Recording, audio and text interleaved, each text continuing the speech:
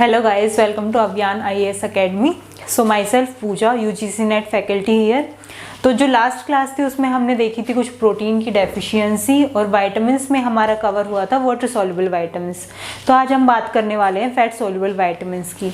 तो जो हमारे फैट सॉल्युबल विटामिन्स होते हैं उसमें बेसिकली 4 विटामिन्स आते हैं हमारे, जो है हमारा vitamin A, D, E and के। तो आज हम उनके बारे में देखेंगे। जो हमारा विटामिन ए होता है वो बेसिकली 2 फॉर्म्स में प्रेजेंट होता है या 2 फॉर्म में हम कंज्यूम करते हैं, जो होता है हमारा रेटिनॉल एंड बीटा कैरोटीन।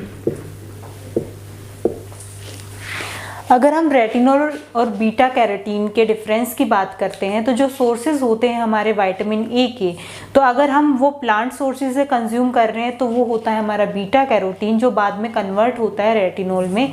और अगर हम एनिमल सोर्सेज से कंज्यूम करते हैं तो वो होता है हमारा रेटिनॉल।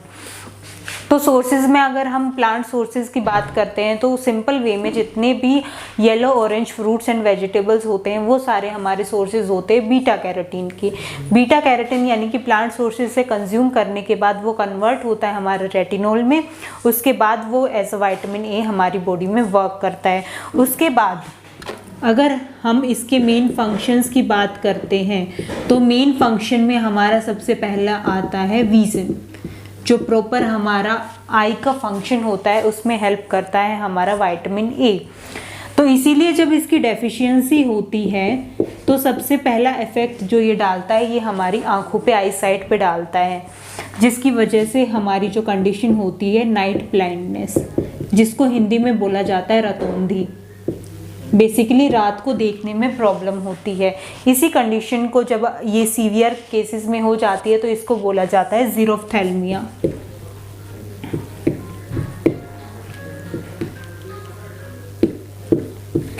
इसका प्रॉपर सीक्वेंस होता है कि नाइट ब्लाइंडनेस के बाद की कंडीशन होगी बाइटोट स्पॉट, उसके बाद कैसे ये ज़ीरोफ्थैल्मिया में कन्वर्ट होता है। ये 6 से 7 स्टेप होते हैं जो यूजीसी नेट में बहुत बार पूछे जाते हैं। जब हम इसके डेफिशिएंसी डिसऑर्डर्स पढ़ेंगे उसमें हम वो सारे स्टेप्स जो होते हैं वो इंक्लूडेड करेंगे। अगर हम डेली रिक्वायरमेंट की बात करते हैं विटामिन ए की तो वो अराउंड हमारी 600 माइक्रोग्राम होती है रेटिनॉल की। वहीं पे अगर हम बीटा कैरोटीन की बात करते हैं तो वो हो जाती है हमारी 4800 4800। बिकॉज जो बीटा कैरोटीन जब रेटिनॉल में कन्वर्ट होता है तो वो 8 से डिवाइड करना होता है, उसके बाद उसका जितना अमाउंट होता है वो होता है हमारा रेटिनॉल। फॉर एग्जाम्पल अगर हमने प्लांट सोर्सेज से 4800 माइक्रोग्राम बीटा कैरोटीन लिया तो जब वो रेटिनॉल में कन्वर्ट होगा तो उसको डिवाइड किया जाएगा 8 से और वो होगा 600। तो ये कन्वर्जन होने के बाद इतना 600 माइक्रोग्राम हमारा होगा रेटिनॉल। तो इसीलिए जो प्लांट से हम विटामिन ए या फिर बीटा कैरोटीन लेते हैं वो हायर अमाउंट में लेना पड़ता है रेटिनॉल में कन्वर्ट करने के लिए। उसके बाद अगर हम इसकी टॉक्सिसिटी की बात करते हैं, टॉक्सिसिटी का मतलब है एक तरीके से उसका एक्सेस होना, क्योंकि ये फैट सॉल्युबल विटामिन है। जितने भी ए, डी, ई और के और फैट हमारी बॉडी में स्टोर होता है। वाटर सॉल्युबल विटामिन में तो था कि डेली इनटेक करते हैं, डेली उसका आउटपुट भी हो जाता है, उतना ही एक्सक्रीट आउट भी हो जाता है बॉडी में। बट जो फैट सॉल्युबल विटामिन होते हैं, क्योंकि फैट डिपॉजिट होता है तो इनकी टॉक्सिसिटी भी होती है। ऐसा कोई ज़्यादा साइड इफेक्ट नहीं होता है इसकी टॉक्सिसिटी होने का। ज़्यादा से ज़्यादा हो सकता है कि नोजिया, वॉमिटिंग की कंडीशन आ जाती है। तो ये था हमारा विटामिन ए। उसके बाद हमारा जो नेक्स्ट विटामिन आता है वो आता है हमारा विटामिन डी, जिसको एक तरीके से सनशाइन विटामिन भी कहा जाता है। जो विटामिन डी हमारा होता है उसका मेन सोर्स होता है हमारा सनलाइट या फिर जो भी हमारे एनिमल सोर्सेज होते हैं, बट सबसे ज़्यादा ये हमारा प्रेजेंट होता है सनलाइट में। आजकल के जो सर्वे चल रहे हैं उसमें भी 90% जो डेफिशिएंसी आज के टाइम पे इंडिया में चल रही है वो है विटामिन डी की डेफिशिएंसी, क्योंकि सनलाइट से एक्सपोजर ज़्यादा नहीं होता है इंडिविजुअल्स का, जिसकी वजह से विटामिन डी की डेफिशिएंसी होती है। अब अगर हम बात करते हैं कि जो विटामिन डी की डेफिशिएंसी होती है उससे क्या क्या डिसऑर्डर्स हो सकते हैं, तो अगर हम बच्चों की बात करते हैं तो उसमें होता है रिकेट्स, और अगर वही कंडीशन अडल्ट्स में होती है तो उसको कहा जाता है ओस्टियोमैलेशिया।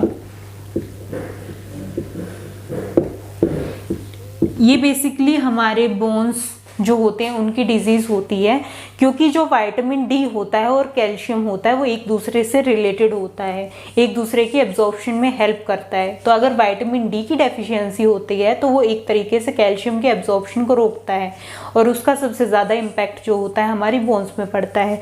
तो रिकेट्स और ऑस्टियोमैलेशिया में जो हमारी बोन्स हो जाती हैं वो वीक हो जाती हैं, उससे कंडीशन हो जाते हैं कि जो बच्चा होता है उसके बो लेग्स होते हैं, मतलब सीधा खड़ा होने के बजाय उसके पैर जो होते हैं वो थोड़े से मुड़ जाते हैं क्योंकि वो सीधा खड़ा नहीं हो पाता है। उसके अलावा दूसरी कंडीशन इसमें आती है कि जो हमारी बोन्स होती हैं उनमें ज़्यादा चांसेस होते हैं फ्रैक्चर होने के, क्योंकि उसमें वीकनेस आ जाती है। तो थोड़ा सा भी प्रेशर अगर पड़ता है वो उसको हैंडल नहीं कर पाता है और it may leads to fracture. ये थी विटामिन डी की हम डेफिशिएंसी की अगर बात करते हैं। तो हमारे दो विटामिन जो अभी हुए वो हुआ हमारा विटामिन ए और विटामिन डी। अब थर्ड विटामिन पे हम आते हैं, वो है हमारा vitamin E, that is tocopherol. अब इसकी अगर हम एक्टिव फॉर्म की बात करते हैं हमारी बॉडी में तो वो होती है अल्फा टोकोफेरोल। ये बेसिकली जो हमारे नट्स एंड ऑयल सीड्स होते हैं, फॉर एग्जांपल आलमंड्स, वॉलनट्स वगैरह, वो इसके सोर्सेज होते हैं हमारे विटामिन ई के। इसकी डेली रिक्वायरमेंट की बात करें तो ये अप्रोक्स 0.8 mg होता है जो हमें इनटेक करना होता है। अगर इसकी टॉक्सिसिटी हो जाती है हमारी बॉडी में, मतलब जितना हमें कंज्यूम करना चाहिए उससे ज़्यादा अगर हम कंज्यूम कर लेते हैं तो उससे कुछ साइटोटॉक्सिक इफेक्ट होते हैं हमारी बॉडी में। विटामिन ए, डी, ई के बाद हमारा जो फोर्थ विटामिन आता है वो होता है हमारा विटामिन के। दो फॉर्म्स में होता है बेसिकली, K1 एंड K2, जिसका मेन फंक्शन होता है विटामिन के का क्लोटिंग फंक्शन। फॉर एग्जांपल आपने नॉर्मल लाइफ में देखा होगा कि अगर आपको कहीं भी हल्का सा कट लग जाता है, तो अगर सीवियर कट नहीं है, हल्का सा कट है, तो थोड़ी देर बाद वहाँ से ब्लीडिंग अपने आप होनी बंद हो जाती है, वो पोर्शन जो होता है अपने आप रिकवरी हो जाती है। वो होती है विटामिन के की हेल्प से। तो अगर विटामिन के की डेफिशिएंसी हो जाती है तो उस केस में होता है कि आपकी जो खुद हील करने की प्रॉपर्टी होती है आपकी बॉडी में, अगर छोटा कट होता है तो वो आपकी कहीं ना कहीं रुक जाती है, तो वो क्लोटिंग जो होती है वो डिले हो जाती है, उसमें ज़्यादा टाइम लगता है। तो ये जो अभी हमने पढ़े ये हमारे फैट सोल्यूबल विटामिन्स थे, जिसका अगर हम दोबारा से थोड़ा सा ब्रीफ करें तो उसमें हमारा होता है vitamin A, vitamin D, vitamin E and vitamin के। तो उसके बाद अभी हम जो नेक्स्ट टॉपिक करेंगे वो हमारा होगा, अब हम विटामिन्स कवर करने के बाद जाएंगे मिनरल्स पे। तो विटामिन्स के बाद जो नेक्स्ट टॉपिक अब हमारा आता है मिनरल्स। मिनरल्स जो होते हैं हमारी बॉडी के लिए बहुत इसेंशियल होते हैं, बहुत सारे इंपॉर्टेंट फंक्शन होते हैं, ग्रोथ में हेल्प करते हैं, रिपेयरिंग में हेल्प करते हैं। जो मिनरल्स हमारे होते हैं उनको दो क्लासेस में रखा जाता है। फर्स्ट जो होते हैं हमारे मेजर मिनरल्स होते हैं, दूसरा जो होते हैं हमारे ट्रेस एलिमेंट्स होते हैं। ट्रेस एलिमेंट्स मतलब वो बहुत स्मॉल क्वांटिटी में हमारी बॉडी में रिक्वायर्ड होते हैं। अगर हम मेजर मिनरल्स की बात करते हैं तो इसमें हमारा आता है calcium, phosphorus, sodium, potassium and magnesium. वहीं पे अगर हम ट्रेस एलिमेंट्स की बात करते हैं तो उसमें हमारा आता है iron, iodine, fluorine, zinc, copper, chromium and manganese. तो ये हमारे मेजर मिनरल्स हैं और ये हमारे ट्रेस एलिमेंट्स हैं, जिसकी अभी हम कुछ थोड़ा सा इंट्रोडक्शन और थोड़ी इनकी डेफिशिएंसी से क्या क्या होता है वो चीज़ें अभी हम देखेंगे। तो मिनरल्स में हम सबसे पहले बात करते हैं आयरन की। आयरन को हम रिप्रेजेंट करते हैं Fe से। आयरन जो होता है हमारा एक बहुत इंपॉर्टेंट मिनरल होता है हमारी बॉडी में, जो जिसके बहुत सारे इंपॉर्टेंट फंक्शंस होते हैं। फॉर एग्जांपल हीमोग्लोबिन की सिंथेसिस करना, रेड ब्लड सेल का काउंट, जो रेड ब्लड सेल जो होते हैं उसमें भी हमारा आयरन प्रेजेंट होता है। तो अगर आयरन की डेफिशिएंसी होती है तो उससे हमारी बहुत सारी चीज़ों पे इफेक्ट पड़ता है। फॉर एग्जांपल हमारा जो ब्लड है, तो आयरन की डेफिशिएंसी से अनीमिया हो सकता है, आयरन डेफिशिएंसी अनीमिया। उसके बहुत सारे सिम्टम्स होते हैं, जैसे हमारी स्किन जो होती है वो पेल हो जाती है। पेल का मतलब होता है कि एक तरीके से पीली पड़नी शुरू हो जाती है। हमारे नेल्स होते हैं वो ब्रिटल हो जाते हैं। यहाँ पे एक बहुत इंपॉर्टेंट टर्म आती है, दैट इज कॉलेंजिया। इसका मतलब होता है जो हमारे नेल्स होते हैं वो स्पून की शेप में हो जाते हैं। तो आयरन की डेफिशिएंसी से कौन सी कंडीशन होती है, वो होती है कॉलेंजिया। बेसिकली ये एक क्लिनिकल साइन होता है जब आयरन की डेफिशिएंसी सीवियर हो जाती है। जो स्टार्टिंग की फेजेस होते हैं आयरन डेफिशिएंसी में, उसमें हम इसको डिटेक्ट नहीं कर सकते, मतलब देख नहीं सकते हैं। बट जब वो सीवियर हो जाती है तो उस केस में जो हमारे नेल्स होते हैं उनकी शेप जो होती है वो स्पून की तरीके से हो जाती है। उसके अलावा आयरन की डेफिशिएंसी के कुछ और साइंस होते हैं। फॉर एग्जांपल जो इंडिविजुअल होता है उसको क्रेविंग होती है कुछ, जैसे मट्टी खाने की या फिर ऐसी चीज़ें खाने की, तो उस केस में भी आयरन की डेफिशिएंसी होती है। अगर इसके हम फूड सोर्सेज की बात करते हैं तो बेसिकली जो हमारे एनिमल सोर्सेज है, जिसमें हमारा लिवर आ गया, मीट आ गया, तो ये सब सोर्सेज होते हैं हमारे आयरन की डेफिशिएंसी से। जैसे मैंने बताया मेन होता है हमारा आयरन डेफिशिएंसी अनीमिया, और जो हमारे सेल की फंक्शनिंग होती है वो भी इम्प्रॉपर हो जाती है। दूसरा एक फैक्टर आता है कि जो हमारा आयरन और कैल्शियम होता है वो एक दूसरे के एब्जॉर्प्शन का या फंक्शनिंग जो होती है उसको रिटार्ड करता है। तो अगर आयरन की कंजप्शन ज़्यादा हो जाती है या आयरन का इंटेक ज़्यादा हो जाता है तो चांसेस होते हैं जो कैल्शियम है उसका जो हमारा एब्जॉर्प्शन है वो कम हो जाएगा, या फिर कैल्शियम ज़्यादा अमाउंट में हम ले रहे हैं तो उस केस में हमारा जो आयरन का एब्जॉर्प्शन है वो कम हो जाता है। जो पहले के टाइम पे या आज भी ज़्यादातर होता है कि दूध के साथ गुड़ खाया जाता है, तो जो कॉम्बिनेशन होता है, जो मिल्क है हमारा और उसके साथ हम गुड़ ले रहे हैं, तो मिल्क जो होता है हमारा एक अच्छा सोर्स माना जाता है हमारे कैल्शियम का। वहीं पे जो गुड़ होता है हमारा वो हमारा अच्छा सोर्स माना जाता है आयरन का। तो वो हम कंज्यूम करते हैं तो उसमें क्या होता है, कैल्शियम जो है वो आयरन के एब्जॉर्प्शन को रोकता है और जो आयरन है वो कैल्शियम के एब्जॉर्प्शन को रोकता है। उसी तरीके से अगर हम दूसरा एक एग्जांपल लेते हैं तो हमारी जो पालक पनीर की सब्जी होती है, पालक हमारा आयरन का सोर्स होता है, पनीर जो होता है हमारा कैल्शियम का सोर्स होता है। तो वो वहाँ भी सेम कंडीशन होती है कि वो दोनों एक दूसरे के एब्जॉर्प्शन को रोकते हैं। तो ये था हमारा आयरन। नेक्स्ट हम बात करते हैं कैल्शियम की, जो अभी हमने थोड़ी सी बात कर भी ली है। तो कैल्शियम की अगर हम बात करते हैं तो इसके रिच सोर्सेज में हमारा आता है मिल्क प्रोडक्ट्स, और उसके अलावा अगर हम बात करते हैं तो नॉर्मल जो हमारा कोरिएंडर सीड्स होते हैं, क्यूमिन सीड्स होते हैं, यानी कि जीरा और धनिया जो होता है हमारा, वो भी रिच सोर्सेज होते हैं हमारे कैल्शियम के। अब अगर कैल्शियम की डेफिशिएंसी होती है हमारी बॉडी में, तो मैंने बताया था कैल्शियम भी जो होता है हमारा ज़्यादातर रिलेटेड होता है हमारी बोन्स से, हमारे टीथ। तो अगर इसकी भी डेफिशिएंसी होती है तो इससे भी कंडीशन होती है हमारे रिकेट्स और ऑस्टियोमैलेशिया की, और उसमें भी जैसा विटामिन डी की डेफिशिएंसी में था वो अफेक्ट करता है हमारे बोन्स की हेल्थ को। उसके अलावा हम बात करते हैं फास्फोरस की। फास्फोरस भी एक मिनरल होता है जो हमें इंटेक करना ज़रूरी होता है। तो इस फास्फोरस इंटेक के लिए वैसे बेसिकली अगर आप वेजिटेबल जो है प्रॉपर अमाउंट में ले रहे हो, 3 से 4 सर्विंग ले रहे हो, तो फास्फोरस जितना हमारी बॉडी में रिक्वायर्ड होता है उतना हमें मिल जाता है। फास्फोरस हमारा होता है वो भी कैल्शियम की तरह हमारे बोन्स और टीथ की प्रॉपर फंक्शनिंग में और प्रॉपर उनकी हेल्थ में जो है इम्पोर्टेंट होता है।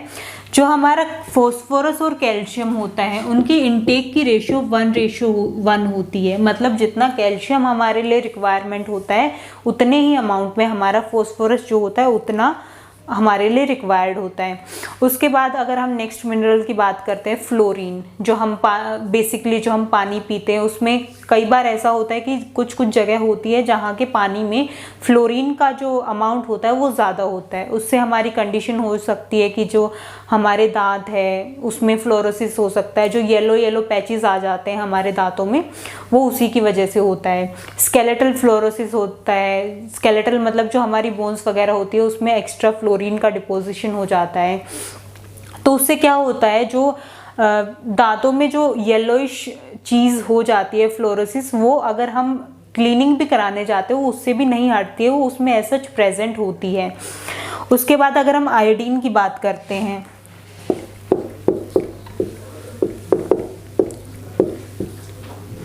तो बेसिकली हमने एक कंडीशन पढ़ी होती है गोइटर, जिसमें जो आपका नेक का एरिया होता है वो एनलार्ज हो जाता है, वो आयोडीन की डेफिशिएंसी से होता है। इसको आईडीडी के अंदर रखा जाता है। आईडीडी का मतलब होता है आयोडीन डेफिशिएंसी डिसऑर्डर। तो गोइटर में क्या होता है, नेक का पोर्शन एनलार्ज हो जाता है क्योंकि आयोडीन जो होता है उसकी कमी हो जाती है। एक तरीके से ये एंडेमिक डिसऑर्डर भी हम बोल सकते हैं, क्योंकि कुछ कुछ जगह होती हैं जहाँ की सॉइल में जो आयोडीन होता है वो कम होता है। उसके बाद जब ये आयोडीन की डेफिशिएंसी थोड़ी बढ़ी तो गवर्नमेंट ने फोर्टिफाइड सॉल्ट को शुरू कर दिया, जो हमारा आयोडाइज्ड सॉल्ट था। जैसे एडवर्टीजमेंट भी आते थे, टाटा सॉल्ट है कि इतना लो तो वो आपकी पूरे आयोडीन की जो रिक्वायरमेंट है उसको फुलफिल कर देता है। उसके बाद कुछ टाइम बाद जो अभी हाल फिलहाल चल रहा है, आयोडीन के साथ आयरन फोर्टिफाइड भी आता है, आयोडीन एंड आयरन,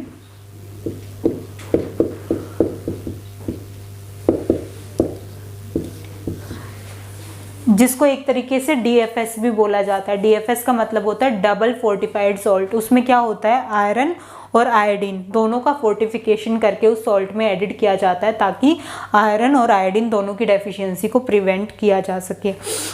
उसके बाद जो सोडियम पोटेशियम हमारा होता है, वो एक तरीके से जो हमारा ऑस्मोटिक इलेक्ट्रोलाइट का बैलेंस होता है हमारी बॉडी में इलेक्ट्रोलाइट प्रेजेंट होते हैं, जैसे सोडियम हो गया, जो हमारे फ्लूइड में कुछ एक्स्ट्रा सेलुलर होते हैं, यानी कि फ्लूइड जो होता है वो सेल के बाहर प्रेजेंट होता है, कुछ इंट्रा सेलुलर होते हैं जो सेल के अंदर प्रेजेंट होता है। तो ना सोडियम ज़्यादा होना चाहिए ना कम होना चाहिए। उसके भी साइड इफ़ेक्ट होते हैं, क्योंकि अगर वाटर रिटेंशन हो गया तो स्वेलोइंग हो जाएगी, वो सूजन आ जाएगी उस जगह पे। तो वो जो एक बैलेंस बना के रखता है, वो जो मिनरल्स होते हैं हमारा सोडियम पोटेशियम, ये उस बैलेंस को बना के रखते हैं। उसके बाद जो मिनरल्स में से UGC नेट में जो क्वेश्चन बार बार पूछा जाता है, वो आता है जिंक के ऊपर।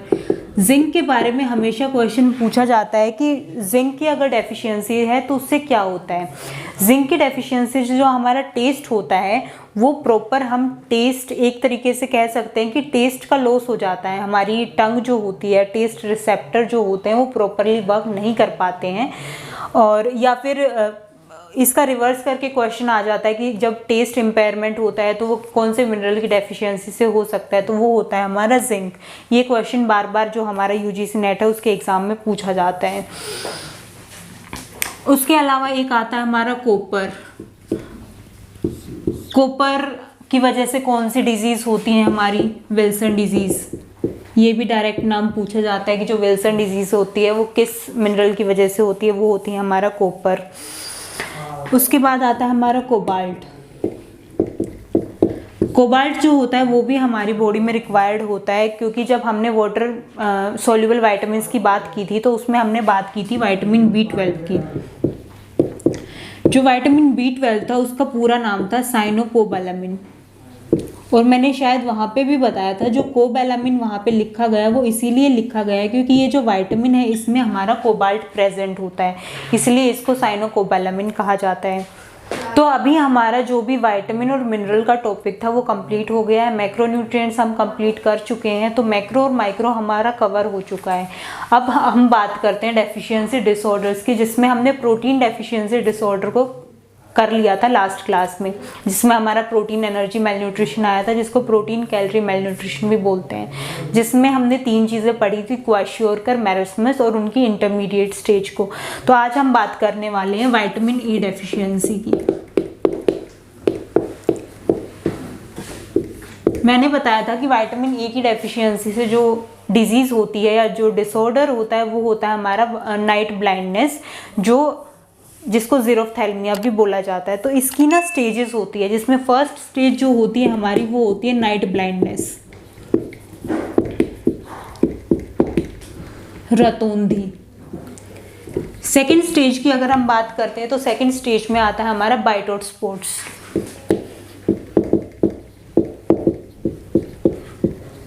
बाइटोट स्पॉट्स का मतलब होता है कि ट्रायंगुलर वाइट पैचेस आ जाते हैं हमारी आईज में।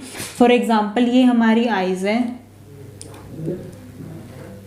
This is cornea. तो यहाँ पे वाइट कलर के जो फोमी पैचेस होते हैं, जैसे कि हमारा क्लाउड होता है, तो ये वाइट कलर के पैचेस आ जाते हैं आईज में, उनको कहते हैं बाइटोट स्पॉट। उसके बाद जो नेक्स्ट कंडीशन आती है वो होती है हमारी कंजक्टिवा ज़िरोसिस। जो कंजक्टिवा का पोर्शन होता है हमारा कॉर्निया के अलावा, जो ये वाइट पोर्शन होता है ये होता है हमारा कंजक्टिवा। और ज़िरोसिस का मतलब होता है ड्राइनेस। जो ये कंजक्टिवा का वाइट पोर्शन है, जब ये ड्राई होना शुरू हो जाता है तो उस कंडीशन को कहा जाता है कंजक्टिवल ज़िरोसिस। उसके बाद आता है हमारा कॉर्नियल ज़िरोसिस।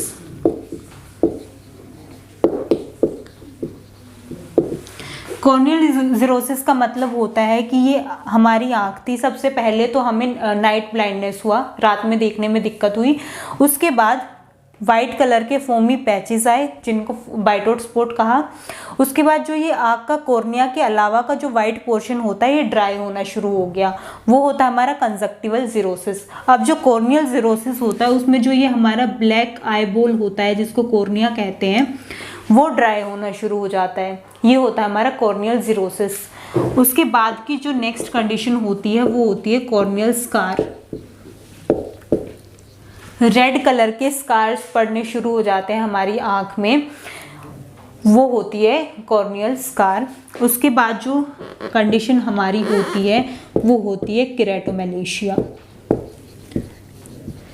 केराटोमेलेशिया बेसिकली जब हमारे कॉर्नियल स्कार जो होते हैं वो सीवियर हो जाते हैं, एक तरीके से बहुत ज़्यादा हो जाते हैं, जो हमारी आँख होती है बिल्कुल लाल पड़नी शुरू हो जाती है, हमारा जो कॉर्निया है उसको कहा जाता है केराटोमेलेशिया। और उसके बाद जो लास्ट स्टेज हमारी आती है वो आती है हमारी ज़ीरोफ्थैल्मिया। तो ये हमारे स्टेप्स होते हैं जो एग्ज़ाम में बहुत बार पूछे जाते हैं। तो सबसे पहले आता है हमारा नाइट ब्लाइंडनेस, उसके बाद वाइट पैचेस आने शुरू होते हैं, उसके बाद हमारा जो कंजक्टिवा होता है वो ड्राई होना शुरू होता है, उसके बाद जो हमारा कॉर्निया है वो ड्राई होना शुरू होता है, उसमें फिर स्कार्स पड़ जाते हैं रेड कलर के, और फिर जब वो सीवियर कंडीशन में हो जाता है उसको कहा जाता है केराटोमेलेशिया। तो ये हमारे विटामिन ए डेफिशिएंसी डिसऑर्डर में पहला आता है हमारा। नेक्स्ट स्लाइड करना। जो विटामिन ए की डेफिशिएंसी होती है उसको प्रिवेंट करने के लिए कुछ स्टेप्स लिए जाते हैं, कुछ एक्शंस होते हैं, जिसमें से फर्स्ट जो आता है शॉर्ट टर्म एक्शन, उसमें होता है कि विटामिन ए को ओरली दिया जाता है एज अ सप्लीमेंट, जिसमें वैक्सीन दी जाती है 1 लाख IU की वैक्सीन जो होती है वो दी जाती है to prevent vitamin A deficiency. 9 month का जब बेबी होता है तब पहली वैक्सीन जो होती है वो दी जाती है बेबी को। उसके बाद हर 6 महीने के बाद 2 लाख IU की जो डोज होती है वो दी जाती है आफ्टर 6 मंथ्स।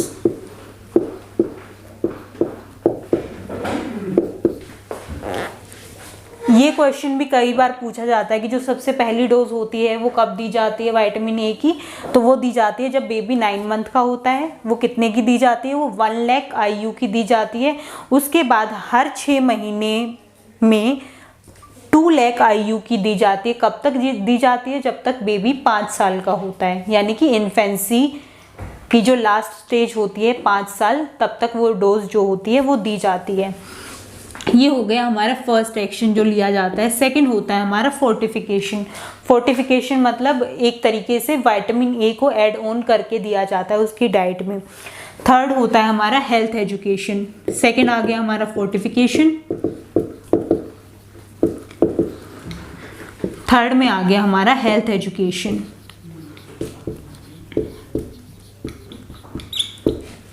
गवर्नमेंट की तरफ से भी बहुत सारे प्रोग्राम चलाए गए थे अनीमिया को लेके, विटामिन ए की डेफिशिएंसी को लेके। वो सारे जब हमारा पब्लिक हेल्थ न्यूट्रिशन का चैप्टर आएगा उसमें हम पढ़ेंगे। इनमें बेसिकली जो पॉपुलेशन होती है उसको एजुकेट किया जाता है कि विटामिन ए जो होता है उसके क्या फ़ायदे होते हैं, अनीमिया जो होता है वो होने से क्या क्या होता है और उसको प्रिवेंट करने के लिए क्या क्या किया जाता है। तो ये सारे जो होते हैं हम पब्लिक हेल्थ न्यूट्रिशन का जो हमारा यूनिट होगा उसमें हम कवर करेंगे। तो उसके बाद नेक्स्ट हमारी आती है आयरन डेफिशिएंसी। तो आयरन डेफिशिएंसी से बेसिकली हमारा होता है अनीमिया। तो अनीमिया को प्रिवेंट करने के लिए कुछ इंटरवेंशंस करी गई। फॉर एग्जांपल जो मदर होती है, प्रेग्नेंट मदर, उनको सप्लीमेंट्स दिए जाते हैं जिसमें जो हमारा होता है 100 mg जो होता है एलिमेंटल आयरन होता है,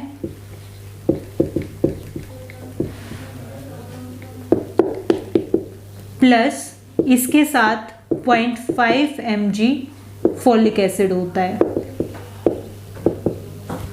ये सप्लीमेंट्स जो होते हैं वो दिए जाते हैं to prevent the deficiency of iron. ये मदर में दिया जाता है। वहीं पे अगर हम चिल्ड्रन की बात करते हैं तो उसमें इसके अमाउंट को कम करके 20 mg एलिमेंटल आयरन दिया जाता है प्लस 0.1 mg फॉलिक एसिड दिया जाता है। ये क्वेश्चन भी नेट एग्जाम में बहुत बार पूछा गया है, या तो मदर का इनटेक पूछ लेते हैं आयरन का, या फिर दोनों का कंबाइन करके, या फिर चिल्ड्रन का पूछ लेते हैं। तो ये होता है intervention to prevent iron deficiency disorders. उसके अलावा जो होता है हम कर सकते हैं, हमारी जो डाइटरी हैबिट्स हैं उनको हम चेंज कर सकते हैं। आयरन डेफिशिएंसी के बाद अगर हम बात करते हैं नेक्स्ट की, वो होता है हमारा आयोडीन डेफिशिएंसी। तो जो मैंने अभी थोड़ी देर पहले आपको बताया था कि आयोडीन डेफिशिएंसी से जो गोइटर होता है वो एक एंडेमिक डिजीज़ होती है।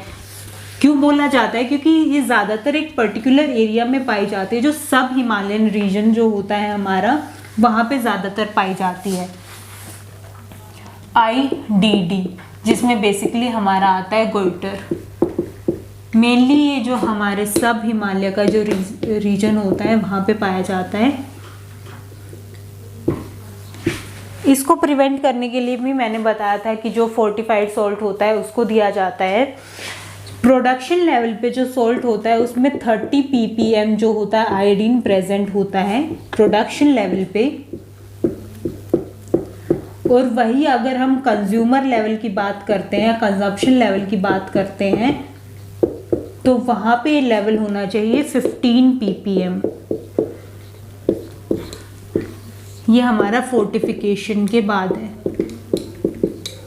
जो आयोडाइज्ड फोर्टिफाइड सॉल्ट आए थे हमारे में उसके बाद का है।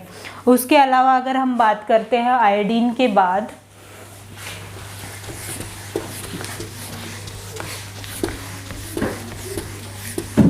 आयोडाइज्ड सॉल्ट के बाद हमारा आया था आयरन एंड आयोडाइज्ड सॉल्ट, जिसमें आयरन को भी ऐड किया गया था आयोडीन के साथ साथ, क्योंकि आयरन की भी डेफिशिएंसी जो थी वो इंडिया में बढ़ रही थी।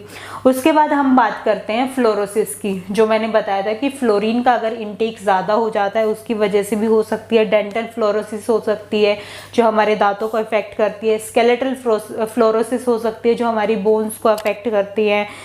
और इसके इंटरवेंशन में होता है जो फ्लोरीन का इंटेक होना चाहिए, जो हम पानी लेते हैं उसमें 0.5 से 0.8 mg पर लीटर तक होना चाहिए। तो हमें उतना ही, जो हम पानी कंज्यूम कर रहे हैं तो उसका लेवल जो है 0.8 mg पर लीटर तक होना चाहिए, अदरवाइज वो टॉक्सिसिटी में कन्वर्ट हो जाता है। और अगर उससे कम रहता है तो उससे फ्लोरीन की डेफिशिएंसी जो होती है वो हो सकती है। कुछ टेक्निक्स भी होती है कि अगर फ्लोरीन का इंटेक ज़्यादा होता है तो उसमें कुछ टेक्निक होती है जिससे फ्लोरीन को रिमूव किया जाता है, एक्स्ट्रा फ्लोरीन को पानी में से।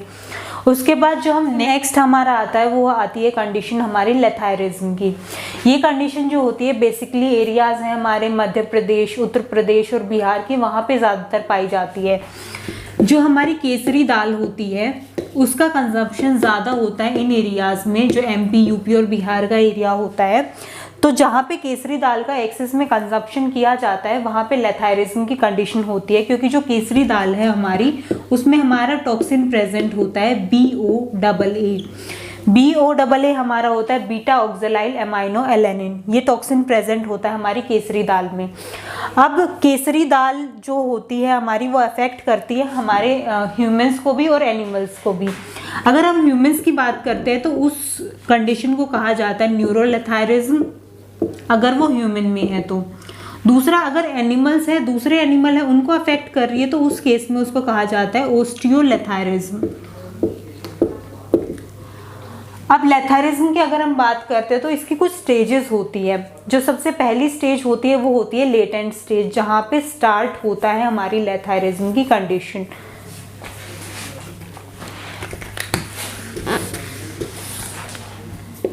First stage latent stage. हमारी सेकंड स्टेज आती है वो आती है हमारी नो स्टिक स्टेज, जहाँ पे जो जॉइंट्स वगैरह होते हैं उनमें पेन होता है बट स्टिक की रिक्वायरमेंट नहीं होती है चलने में। थोड़ा जर्की मूवमेंट होता है बट इंसान बिना स्टिक की हेल्प से चल फिर पाता है। उसके बाद जो थर्ड स्टेज आती है वो आती है हमारी वन स्टिक स्टेज। इसमें जो इंडिविजुअल होता है उसको एक स्टिक का सहारा लेना होता है चलने के लिए, वो विदाउट स्टिक चलने में उसको दिक्कत होती है। उसके बाद जो फोर्थ स्टेज हमारी आती है वो होती है टू स्टिक स्टेज। इस स्टेज में जो इंसान की कंडीशन होती है वो ऐसी हो जाती है कि वो एक स्टिक के सहारे भी नहीं चल पाता, उसको चलने के लिए 2 स्टिक की ज़रूरत पड़ती है। ये 4 स्टेजेस के बाद जो लास्ट स्टेज होती है लेथायरिज्म की, वो होती है क्रॉलिंग स्टेज। मतलब फिर वो 2 स्टिक की हेल्प से भी नहीं चल पाता है, वो एक तरीके से जैसे क्रॉलिंग वैसे बोला जाए तो रेंगना होता है, मतलब वहाँ पे वो खड़ा ही नहीं हो पाता है। वो होती है स्टेज, लास्ट स्टेज हमारी लेथायरिज्म की। तो ये जो स्टेजेस है ये भी एग्ज़ाम में पूछी जाती है, या फिर पूछा जाता है कि कौन सी ऐसी चीज़ है, कौन सी क्रॉप है जिसकी वजह से ये कंडीशन होती है, या फिर उसमें कौन सा टॉक्सिन प्रेजेंट होता है। तो ये हमारी लेथायरिज्म की कंडीशन होती है। अब इसको प्रिवेंट कैसे कर सकते हैं? पहली बात तो इसका कोई ट्रीटमेंट नहीं होता है। इसको अगर कर सकते हैं कुछ तो ये है कि हम प्रिवेंट कर सकते हैं। प्रिवेंट करने के लिए हम या तो उस क्रॉप को बैन कर सकते हैं, या फिर वो जो क्रॉप है केसरी दाल, उसकी एक रिस्ट्रिक्शन कर सकते हैं कि हमें इतना ही कंज्यूम करना है, इतने से ज़्यादा कंज्यूम नहीं करना है। क्योंकि लेथायरिज्म एक ऐसी कंडीशन होती है जब वो अगर हो गई है तो उसके बाद उसका हम ट्रीटमेंट नहीं कर सकते हैं। उसके बाद हम नेक्स्ट बात करते हैं डायबिटीज़ की।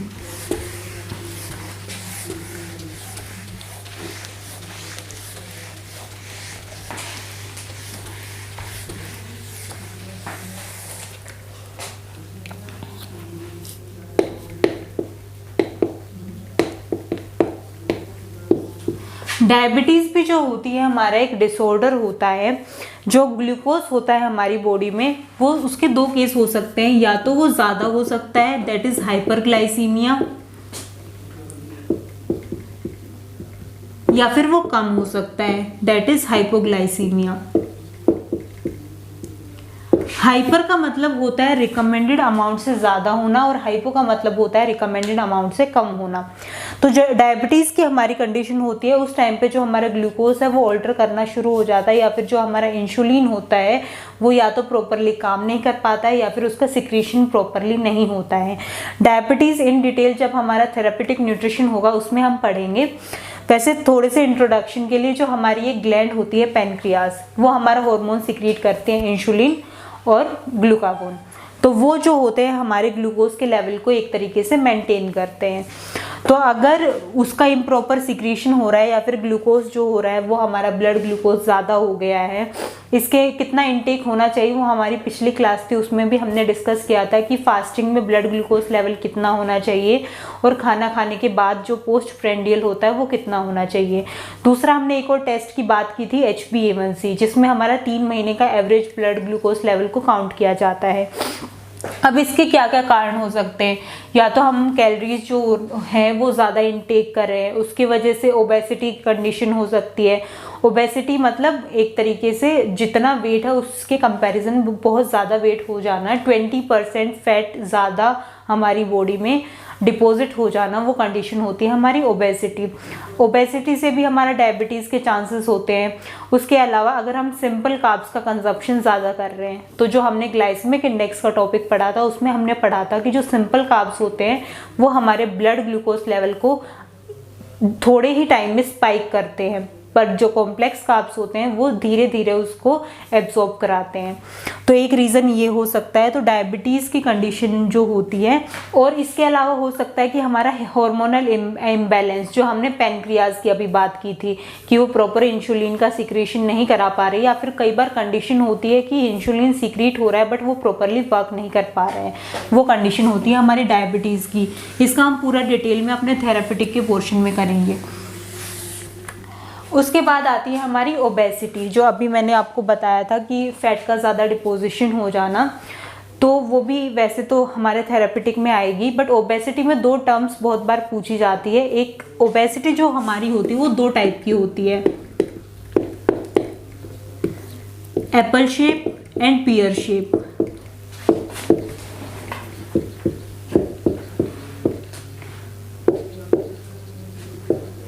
अगर हम इनके साइंटिफिक टर्म की बात करते हैं तो जो एप्पल शेप होती है उसको एंड्रॉयड फॉर्म भी बोला जाता है, और जो पियर शेप होती है उसको जिनोइड फॉर्म भी बोला जाता है। जो एप्पल शेप होता है उसमें क्या होता है कि जो अपर पोर्शन होता है बॉडी का वो ज़्यादा ओबीज होता है in comparison of lower portion. Peer shape में होता है इसका उल्टा, जो अपर पोर्शन होता है वो कम ओबीज होता है in comparison of lower portion. तो मतलब इसमें लोअर पोर्शन ज़्यादा ओबीज होता है और इसमें अपर पोर्शन ज़्यादा ओबीज होता है।